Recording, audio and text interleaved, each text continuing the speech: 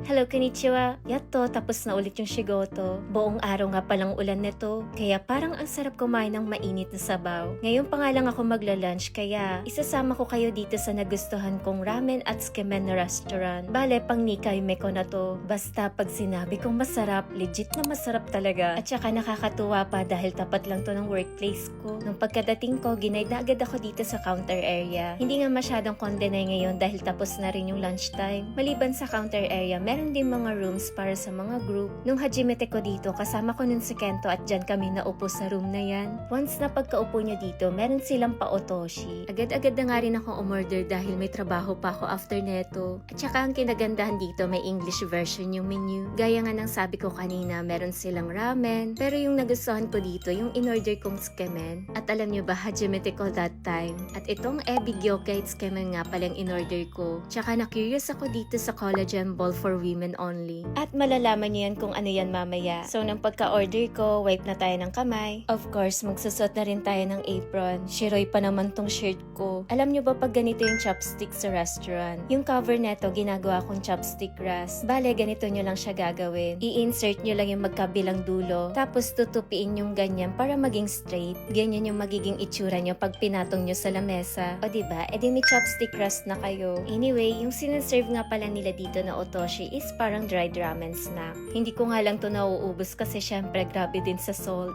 Baka may UTI pa nang wala sa oras. So heto na nga, sinuot ko nga to ulit kasi medyo malamig na ngayon dahil maulan. And maya-maya, finally dumating na yung in-order ko. Ito nga pala yung itsura ng tsukemen. Parang pa rin siyang ramen pero pinaghiwalay yung noodles sa sabaw. Kaya naman tinawag siyang tsukemen. Ganito nga pala yung itsura ng free collagen ball natin. Omoshiroi desho? Tapos ilalagay mo lang siya dito sa sabaw. Then ihalo nyo lang. Mabilis nga ma-dissolve like nasaan na yung nilagay natin. So ganito nga pala yung tabekata nito. Pagkuha mo ng noodles, ilalagay mo lang dito sa broth. Ay, itadakimasu. Alam nyo ba, nung natikman ko to nung una, napasabi na lang tuloy ako sa sarili ko, bakit hindi ako nagtatry kumain ng tsukemen? Puro kasi ako ramen. Dito ko nga lang din na-realize na maganda rin pala kumain ng tsukemen. Better yung noodle texture neto dahil hindi siya nakababad sa broth. Kaya kung ayaw nyo maging sagi yung menu, try nyo kumain ng tsukemen. At saka sulit nga to. May kasama ng ajitama na topping. Tapos itong broth nila, napaka-rich, hindi talaga tinipid. Grabe sa chashu, tapos meron pa yung bamboo shoot. Tapos kung katulad ko din kayong mahilig sa ebi, itry nyo tong in-order ko dahil grabe, lasang-lasa talaga yung shrimp. Tuloy-tuloy nga yung pagkain ko neto. Para sa akin ha, hindi ako nabibitin dito. Kailangan hindi ka mabilis mabusog dito. Tignan nyo naman ko, konti na nga lang yung natitira, talagang naggagambaro talaga akong ubusin. Dahil for sure, sa shigoto ko mamaya gugutumin ako. Ipay tabe na kya. At heto, konti na lang guys, isang subuan na lang. Hindi na rin kasi ako pwede magtagal dito dahil ilang minuto na lang guys, kailangan ko nang umalis. Kaya pagkatapos kumain, kay agad. So if ever na mapadaan kayo dito sa Roppongi, itry nyo to.